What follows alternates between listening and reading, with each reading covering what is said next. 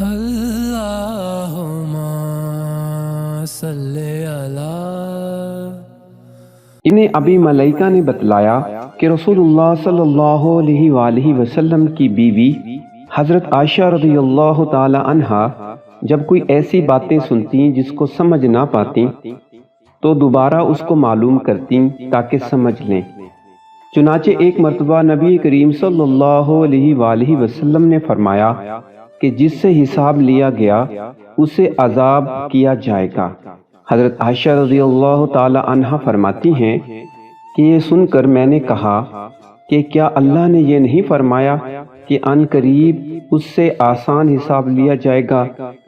رسول اللہ صلی اللہ علیہ وآلہ وسلم نے فرمایا کہ یہ صرف اللہ کے دربار میں پیشی کا ذکر ہے، لیکن جس کے حساب میں جانچ پڑتال کی گئی سمجھو وہ غارت ہو گیا۔